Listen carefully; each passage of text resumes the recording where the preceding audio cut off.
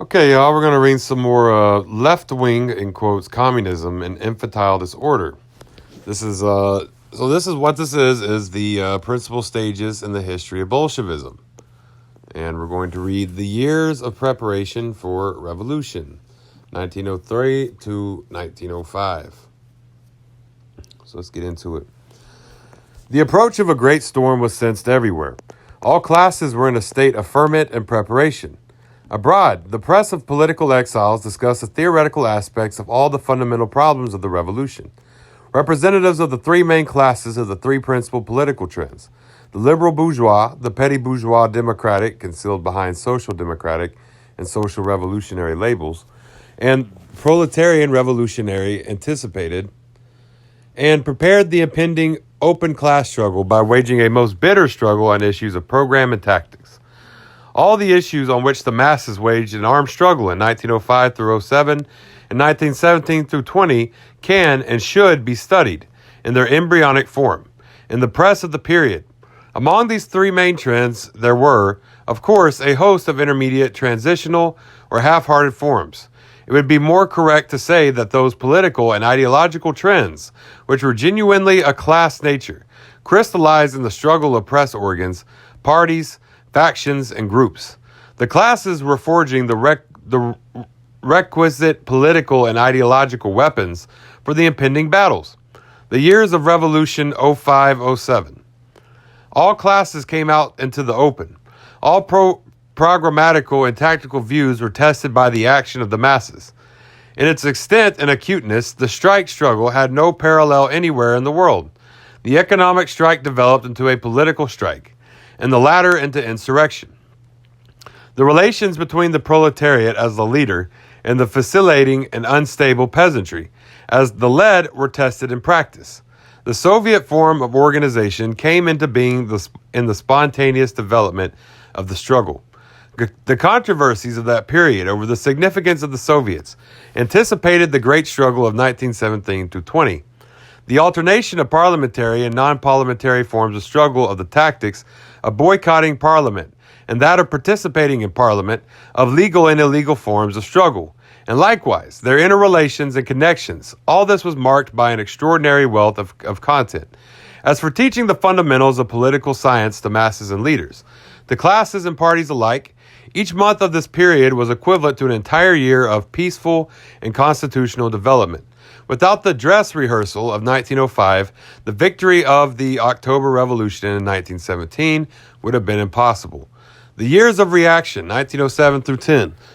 Tsarism was victorious. All the revolutionary and opposition parties were smashed.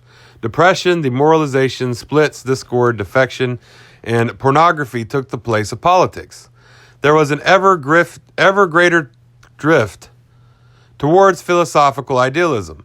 Mysticism became the garb of counter-revolutionary sentiments. At the same time, however, it was this great defeat that taught the revolutionary parties and the revolutionary class a real, very useful lesson. A lesson in the historical dialectics. A lesson in an understanding of the political struggle and in the heart of science of waging that struggle. It is at moments of need that one learns who one's friends are. Defeated armies learn their lesson. Victorious Tsarism was compelled to speed up the destruction of the remnants of the pre-bourgeois patriarchal mode of life in Russia. The country's development along bourgeois lines proceed apace.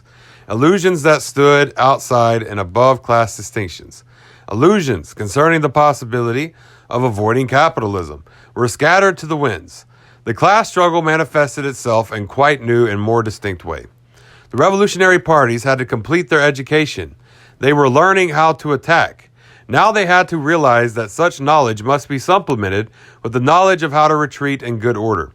They had to realize, and it is from bitter experience that the revolutionary class learns to realize this, that victory is impossible unless one has learned how to attack and retreat properly.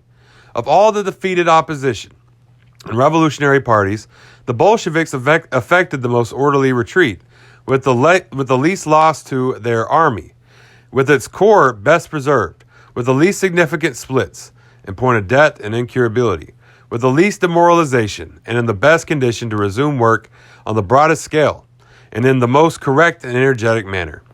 The Bolsheviks achieved this only because they ruthlessly exposed and expelled the revolutionary phrasemongers, those who did not wish to understand that one had to retreat, that one had to know how to retreat, and that one had to absolutely learn how to work legally in the most reactionary of parliaments, in the most reactionary of trade unions, cooperative and insurance societies, and similar organizations.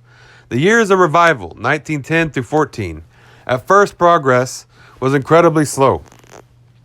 And then following the Lenin events of 1912, it became somewhat more rapid.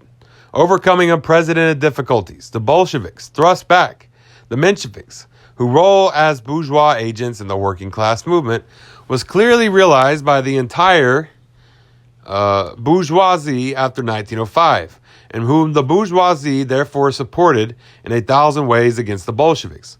But the Bolsheviks would never have succeeded in doing this had they not followed the correct tactics of combining illegal work with the utilization of legal opportunities, which they made a point of doing. In the elections to the arch-reactionary Duma, the Bolsheviks won the full support of the worker curia. The First Imperialist World War, 1914 through 17. Legal parliamentarism with an extremely reactionary parliament rendered most useful service to the Bolsheviks, the party of the revolutionary proletariat. The Bolshevik deputies were exiled to Siberia.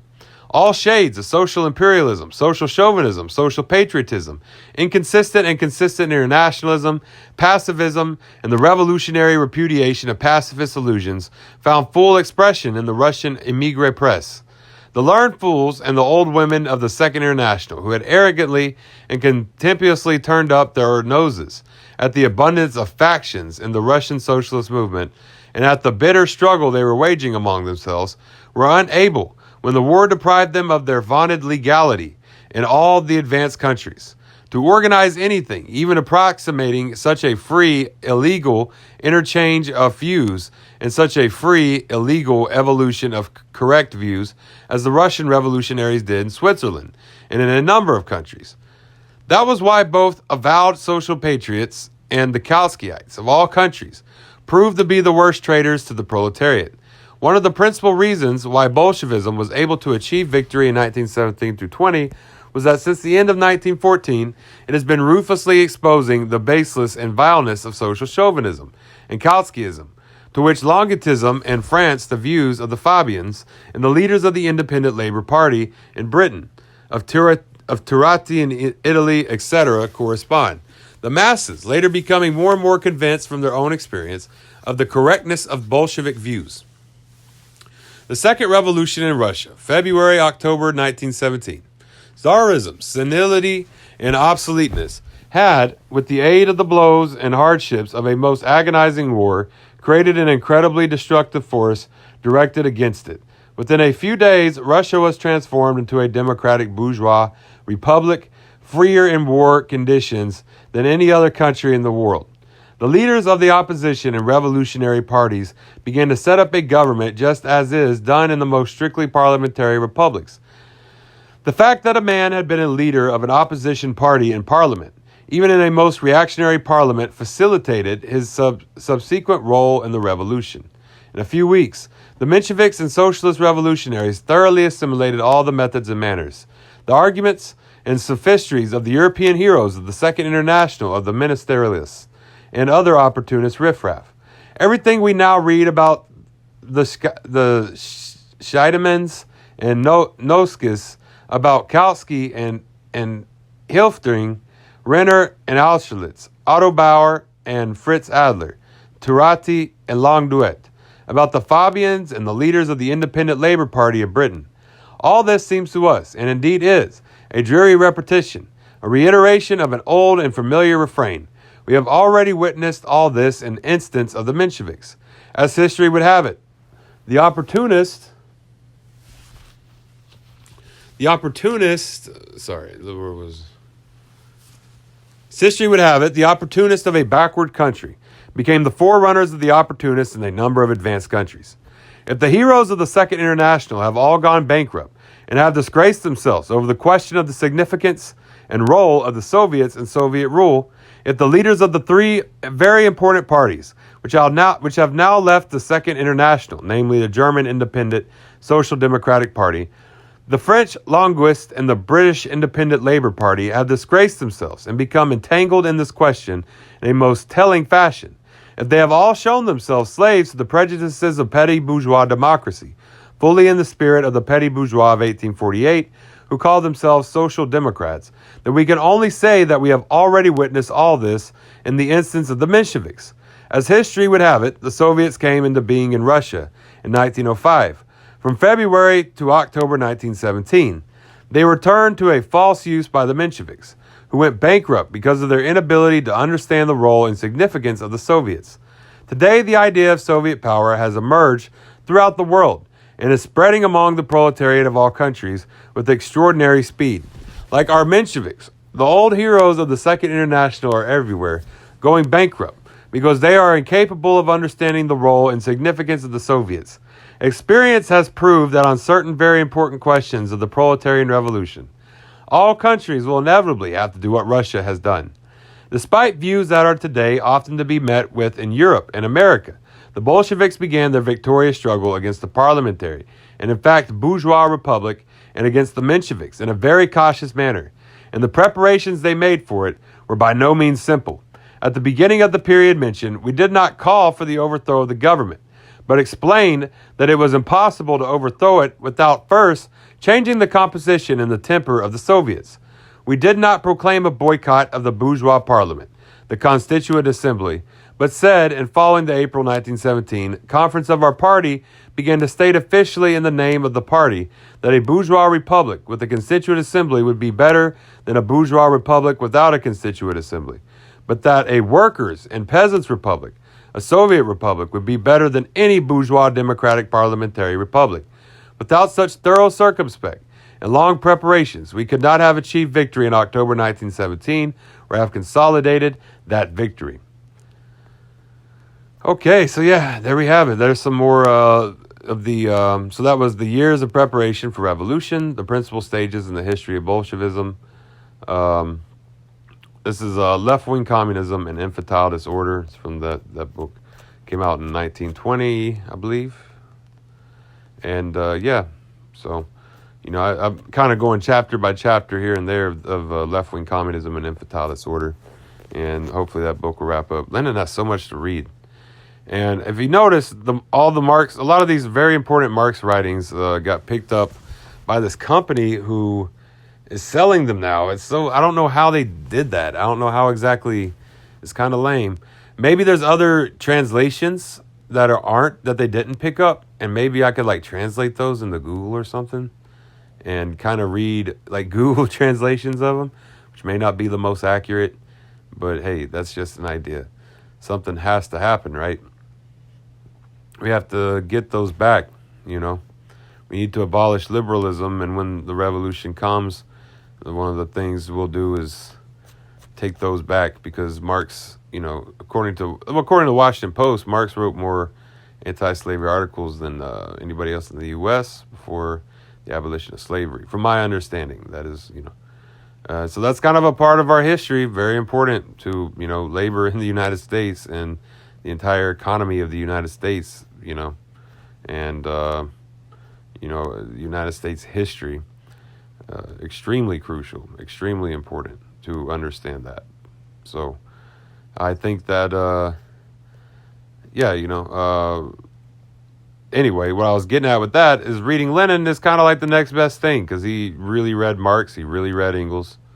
And I say the next best thing, I mean, it could be the best thing, because it was the first time it was, you know, applied to, you know, the Paris Commune had fallen through and things like that. But here Lenin was able to make it a reality. You know, it just happened to be in Russia. It happened to be Lenin. And, you know, studying the 20th century revolutions will be what gives us the understanding of revolution that we need. So hopefully everybody is reading this. Feel free to share it. You know, I do this so that if they can't pick up a book, but they can, you know, read, or they can listen to this, say they got to drive, clean their house, they're cooking, anything, you know, they just can't hold a book, but they want to be able to get an idea of what's being said. They'll be able to tune this in and listen, you know, and that's what I'm doing it for, you know. It's so that, you know, people are busy these days more than ever, so But they still need to understand revolution. They still need to understand the importance of their labor. They still need to understand where the world is heading. So, yeah. Y'all follow me online. Facebook, Twitter, YouTube, TikTok, Medium, Tumblr, Mark Saw, and all of it. So, yeah, I'm going to head up out. You'll have a great day, and Todala Goi.